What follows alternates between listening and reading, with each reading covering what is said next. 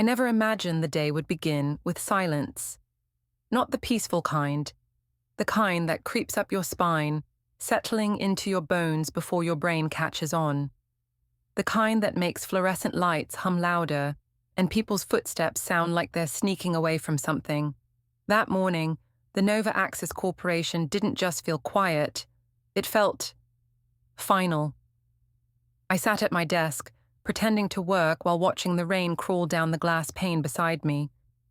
It reminded me of childhood, when I used to watch raindrops race each other and pretend I could guess which would win. But that day, my fingers didn't twitch to draw. My stomach felt like it had already sketched the ending. I wasn't dreaming, I was waiting. At exactly 10 a.m., the ping of a team-wide email shattered whatever illusion remained. Mandatory all hands, conf room 5, effective immediately. No subject line, no explanation, just an execution notice disguised as corporate protocol. I stood up slowly. My legs moved out of habit, not confidence. Everyone else in the office did the same, eyes darting to each other and away again.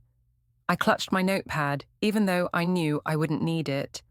The walk to conference room 5 felt like a funeral procession, silent, tight, and full of dread we didn't dare name. Inside, the glass walls offered no privacy. We were zoo animals on display, waiting for the zookeeper to pick who stayed and who vanished. And then he walked in. Darren Cole, director of operations, lover of blue suits and half smiles that meant ruin. He was followed by 2 HR reps who looked like they'd rather be anywhere else. When his eyes locked on mine, I knew. "Camille Turner," he said. Not loudly, not cruelly, just decisively. "As of today, your role is no longer aligned with company goals." A slide deck clicked behind him. A new one. He was already moving on, talking about cost optimization, while my name twisted in the air like smoke. No one said anything. No one looked at me. Not Susan from accounting, who once confided in me about her divorce. Not Jared, whom I helped get promoted. Not even Linda, who borrowed my coffee mug every morning for 3 years. Their silence was a wall. I had been erased. And when I stepped out of that room, my box half packed, my dignity in tatters, that's when I saw him. Raymond, the janitor, waiting, with a key in his hand, and a whisper that would change my life. Raymond Carter had always been part of the background, like the creaking of old pipes or the smell of burnt coffee from the second-floor break room. You noticed him only if you were the kind of person who looked down. I wasn't, not until that moment. He stood at the end of the hallway next to his mop cart, hands folded like he'd been waiting for a guest he already knew would arrive. "Camille," he said softly, not like a question, like a sentence already written. I tried to smile, to offer something human in the face of my unraveling, but my lips wouldn't cooperate. He stepped forward, slow and sure, then reached into the front pocket of his grey uniform. His hand emerged closed around something, and when he opened it, I saw a small key, golden, slightly tarnished at the edges. The kind you'd find in a forgotten jewelry box or inside the back cover of a childhood mystery novel. He didn't speak right away. He just held it out, palm open, gaze steady. "It's time," he whispered. "Time for what?" I asked, barely able to form the words. "To breathe," he replied. "To finally breathe." I didn't understand what he meant, not fully, but something in his voice, calm, certain, almost reverent, slipped past the logic that had always ruled me. It spoke to another part of me, a quieter part, one I'd long silenced. Then he reached into his back pocket and handed me a folded piece of paper, creased at the corners, edges worn. An address, in thick, careful block letters, 17 Sycamore Lane. He nodded, as if that answered every question I hadn't dared to ask. I held the key in one hand and the paper in the other, like they weighed the same as my entire future. I didn't move. I didn't speak. I just stood there while the office buzzed behind me, copiers printing, keyboards clacking, people pretending I never existed. Raymond didn't wait for thanks. He didn't explain. He just turned and pushed his cart back down the hallway, becoming again what he always had been to most people, invisible, but not to me. That night, I sat on the edge of my bed, the key still warm in my hand.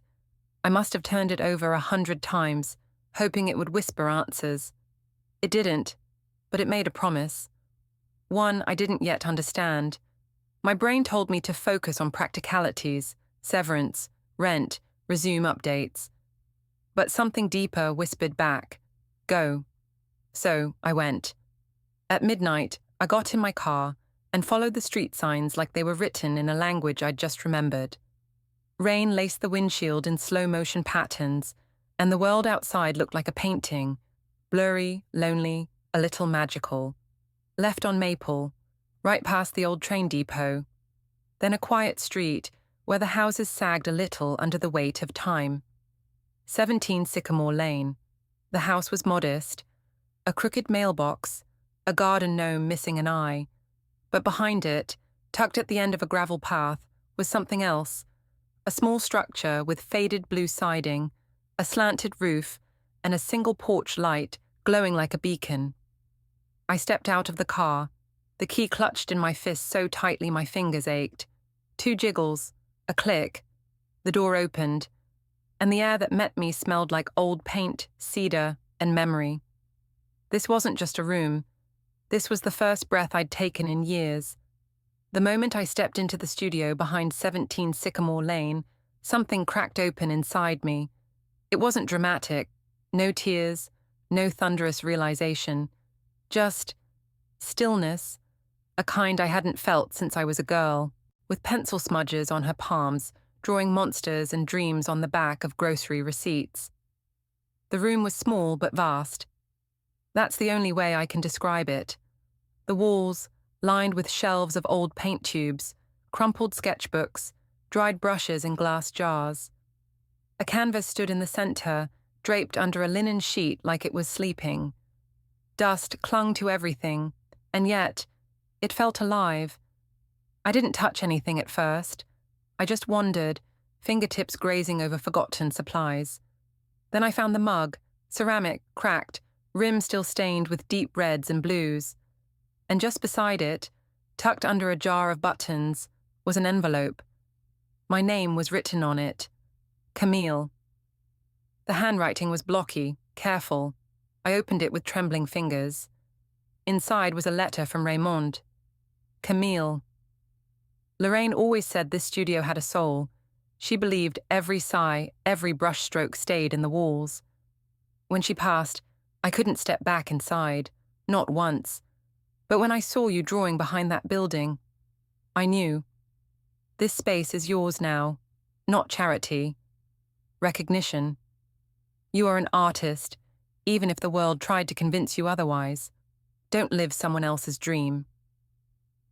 Raymond. I sank onto the nearest stool and let the silence fold around me. My chest heaved with something jagged. Grief, gratitude, maybe both. I hadn't drawn in months. Years, really, not in the way that meant anything. But now I couldn't stop my hands from moving. I opened a drawer, pulled out a pad and a stub of charcoal. The first line came out too hard. The next, too soft. None of it perfect. But it was mine. And for the first time in a long, long while, I didn't feel like I was drowning. The days that followed blurred in soft colors and second chances. I returned every morning before sunrise, sat by the tall windows as golden light poured in like forgiveness. I drew cracked teacups, the bend of a tomato vine, the folds of my own tired face. I didn't know what I was doing. I just knew it felt like breathing. Then one afternoon, as I sketched the shadows cast by the window pane, I heard a knock at the door. It was Angela, Raymond's niece. Young, sweet, balancing a sleepy newborn on her hip. She had soft eyes and a curious smile. "That's my nephew," she said, pointing to the sketch I'd just finished. "It's just a study," I muttered. "For practice." But she didn't look away. "It's him. Can I buy it?" "Buy it," I stammered. It's not for sale. She pulled out a $50 bill and set it on the table. It is now. When she left, baby in tow, I stared at the bill like it might vanish. I didn't cry because of the money. I cried because, for the first time, someone looked at something I made and saw value. That changed something. Slowly, I created a simple website. Nothing fancy, just a portfolio, contact form. Angela told her friends. They told theirs. Orders trickled in, pet portraits, nursery illustrations, a logo for someone's Etsy shop, a watercolor of a backyard garden. They weren't glamorous requests, but each one brought me back to life. Meanwhile, Novaxis still echoed in my head. The fluorescent lights, Darren Cole's voice, sharp and smug, the way my name was erased like it never mattered. At night, I'd lie awake, wondering if I'd run out of money, if I'd made a mistake. Fear didn't leave, but it stopped being louder than hope. Raymond visited sometimes, less often than before. His knees bothered him now. But when he came, he'd bring a sandwich or a fresh set of pencils. He never stayed long. But he always paused before he left, glanced at the room, smiled like he was seeing Lorraine again. And maybe he was. This place, it wasn't just a studio. It was a resurrection. It started with a photograph. I was rearranging the supply cabinet one cold Thursday morning when I opened a drawer I hadn't touched in months. Buried beneath old paint-streaked rags and scraps of canvas was something thin, creased, and quietly waiting. A black and white photo. Raymond and a woman, her smile unmistakable. That had to be Lorraine. Her cheeks round with laughter, fingers stained with paint, one hand resting on Raymond's shoulder. They stood in front of a lake, sunlight in their hair, arms wrapped around each other like they were all either of them would ever need. It stopped my breath. I didn't move for a long time, just held it, letting the weight of the image settle into my bones. They were artists of a different kind, not just with brushes or color, but with love, with belief, with daring to create something permanent in a world that tried to erase people like them. I couldn't stop thinking about the photo for days. It followed me, into my dreams, into the way I mixed color, even into the slant of my morning sketches. It whispered to me, nudging, prodding, until one night I gave in. I pulled out a fresh canvas, and I painted. Not a copy of the photo, a reimagining. I painted them older, grayer, softer around the edges, but still together.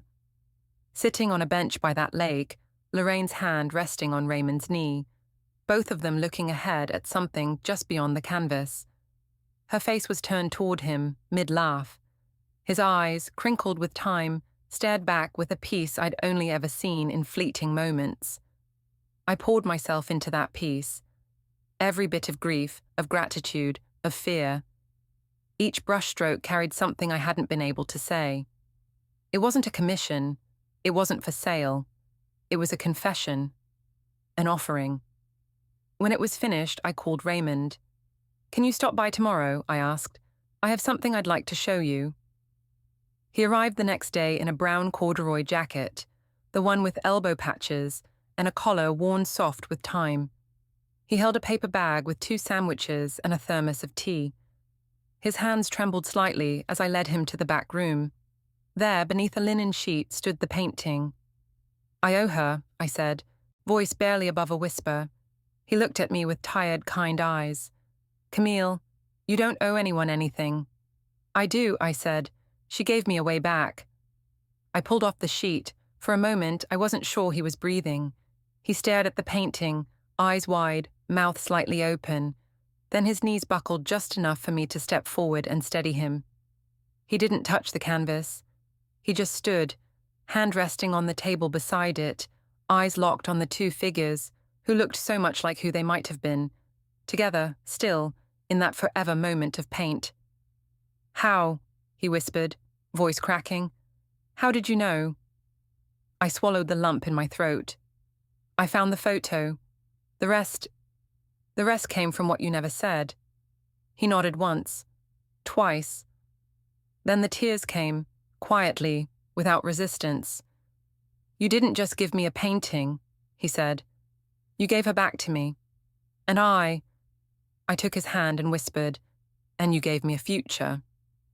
We stood there in the soft golden light of the studio, two people connected not by blood or obligation, but by something quieter and far more powerful. The ability to see someone when they've forgotten how to be seen. After that day, something shifted in me. I no longer created out of desperation. I created out of purpose. The fear, it still lingered, in the corners, in the slow weeks when orders thinned out, but it never sat at the center anymore. At the center now was that painting, that lake, that love, and the realization that I had spent so many years believing I wasn't enough, not bold enough, not practical enough, not worthy enough to take up space in this world. But they saw me, Raymond, Lorraine, and maybe, just maybe, I was learning to see myself too. There wasn't a single moment where everything clicked. No fireworks, no aha epiphany. Just a quiet morning when I woke up, made coffee, and realized I hadn't thought about Novaxis in days. That's when I knew I'd crossed a line, and I wasn't going back. The old fear still scratched at the edges of my thoughts sometimes. Rent, health insurance, the risk of saying yes to a life without guarantees. But every morning, when I opened the studio door and sunlight poured across the floor like spilled honey, I remembered. I had chosen this, not because it was safe, because it was mine. I started saying yes to more. A mural for a cafe downtown, custom illustrations for a children's poetry book, a logo for a startup run by two sisters in Florida who paid me in half money, half homemade candles. None of it was flashy, but all of it was real. And slowly I built something, not just a career, but a voice. The studio became more than a workspace. It was sanctuary, sacred ground. And in its walls, I began to leave behind the version of me that once flinched every time someone said corporate restructure. I still remembered Darren Cole's voice, sharp, smug, always rehearsed. I remembered the glass walls of that conference room and how I stood, erased, while 30 people stared at their hands and said nothing. But now I remembered something else too. Raymond's voice, low and steady. It's time to breathe. So I did more than breathe. I lived. I opened a small online shop, prints, originals, commissions. I started a mailing list, began teaching weekend sketching workshops at the local library. I reached out to the art teacher at the high school I once attended and offered to donate supplies. I didn't do it for recognition. I did it because someone had once told me that art wouldn't feed the stomach, and I was here to prove that it could feed the soul. When Angela's friend asked if I took apprentices, I hesitated for half a second, then said yes. Her name was Alyssa. She was quiet, like I used to be. Fidgety, unsure. But her hands held the kind of energy you can't fake, the kind that only shows up when someone's dying to say something they don't yet know how to say. And I knew it was my turn now. To hold the door open, to hand over a key, not made of gold, not tangible, but real all the same. That night, long after Alyssa left, I stood in the center of the studio, surrounded by quiet, the old canvased harps, the jars of brushes, the photo of Lorraine still tucked above the shelf. I looked down at my hands, stained with paint, steady with purpose, and whispered something aloud. I'm not asking for permission anymore. Because this messy, unpredictable, vivid life was never about permission. It was about reclaiming space I'd been told wasn't mine, and choosing every day to take it anyway. Sometimes I still catch glimpses of the woman I used to be, in the reflection of a storefront window, in the way I freeze before pressing send on a commission quote, in the quiet moments when doubt tiptoes back like it never left. But she's not who I am anymore. Now, I wake up before sunrise, Not because I'm afraid of being late, but because I don't want to miss a single moment of this life I chose. The studio breathes with me. The walls hum softly, like they remember every sketch, every hesitation, every sigh I once tried to swallow. I sit by the tall windows with my coffee, barefoot, a paint-streaked hoodie draped over my shoulders. The light creeps across the wood floor, and I think of Lorraine, of Raymond, of every quiet soul who ever whispered, "What if?" and never got the chance to find out. I still hear echoes of that old world sometimes, the fluorescent buzz, the sterile meetings, Darren Cole's voice like a file scraping metal. But those sounds don't live here anymore. They fade, like static from a station I no longer tune into. I haven't heard from anyone at Novaxis. No emails, no apologies, no closure. And truthfully, I don't need it, because now I have something better.